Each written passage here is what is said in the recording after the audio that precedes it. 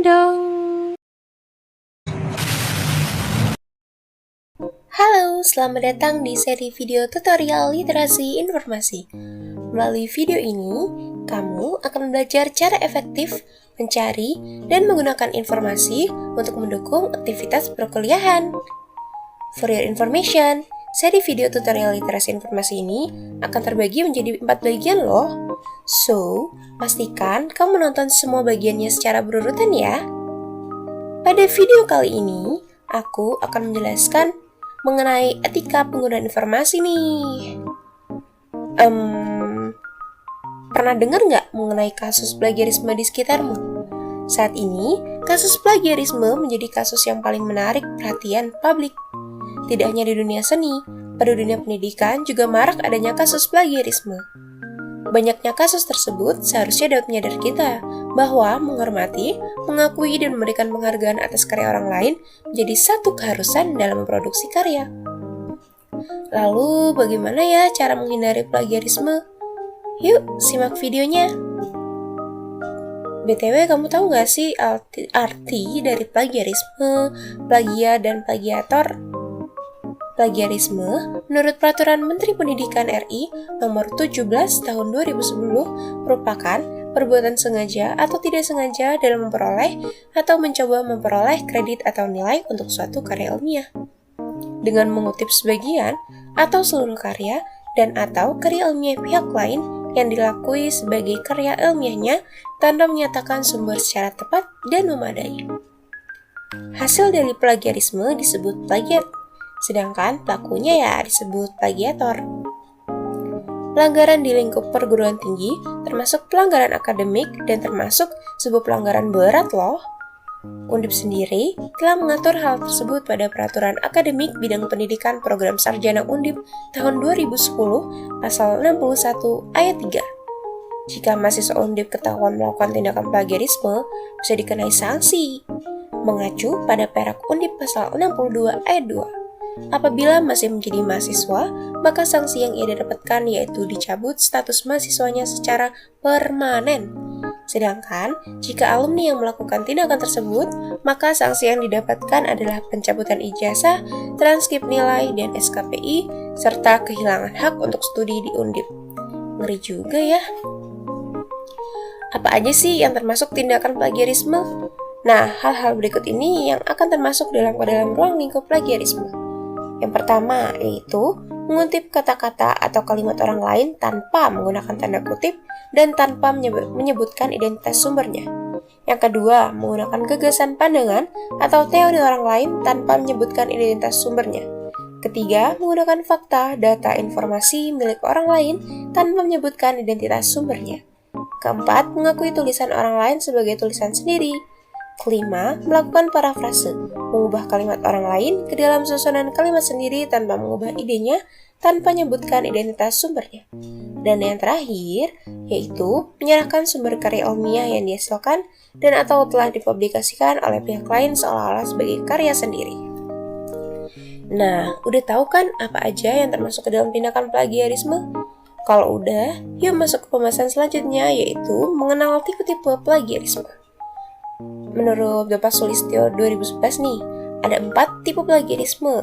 Yang pertama, plagiarisme kata demi kata atau word for word plagiarism, di mana seorang penulis menggunakan kata-kata penulis lain persis tanpa adanya parafrase dan juga tidak menyebutkan sumber aslinya. Kemudian, tipe kedua yaitu plagiarisme atas sumber atau plagiarism of source. Tindakan ini dilakukan ketika penulis menggunakan gagasan orang lain tanpa menyebutkan sumbernya secara jelas.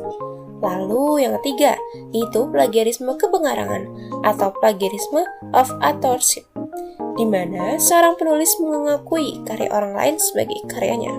Dan tipe terakhir nih, yaitu self-plagiarism. Tindakan ini dilakukan ketika penulis menggunakan karyanya untuk digunakan pada sitasi lain dan juga mendaur ulang karya tersebut. Nah, setelah kita tahu apa aja jenis plagiarism, selanjutnya bagaimana sih cara menghindari kegiatan plagiarisme tersebut? Seperti pada anjuran pada Permendiknas nomor 17 tahun 2010 pasal 7, ada beberapa hal nih yang perlu dilakukan pihak perguruan tinggi untuk menanggulangi adanya plagiat. Yang pertama, diwajibkan untuk melampirkan surat pernyataan pada karya mahasiswa seperti skripsi, tesis, dan disertasi yang menyatakan bahwa karya ilmiah tersebut tidak mengandung unsur plagiat.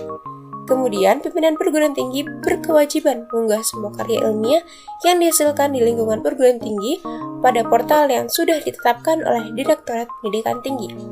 Yang terakhir, mengadakan sosialisasi terkait dengan Undang-Undang Hak Cipta Nomor 19 Tahun 2002, Permendiknas Nomor 17 Tahun 2010, Perak Undip Pasal 61 Ayat 3, dan Pasal 62 Ayat 2 kepada seluruh masyarakat akademis.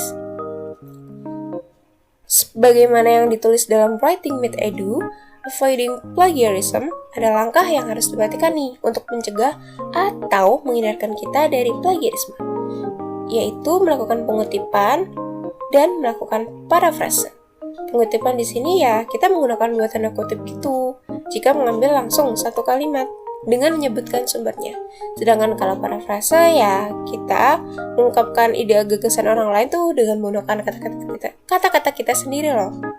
Nah, setelah melakukan pengutipan dan parafrase, jangan lupa untuk menuliskan sumbernya dalam citasi kalimat dan pada daftar pustaka. Kepenulisannya bisa disesuaikan ya dengan aturan yang sudah ditetapkan oleh prodi atau fakultas masing-masing.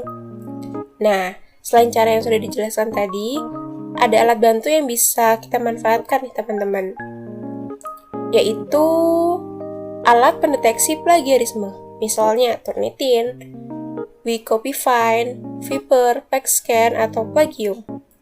Selain itu juga ada yang namanya Reference Generator dan Reference Manager. Reference Generator ini berfungsi untuk menyusun data bibliografis menjadi sebuah bentuk sitasi dengan model tertentu. Ada beberapa reference generator yang free, contohnya ada Eturabian, Sidefast, Bibni, dan EasyBib.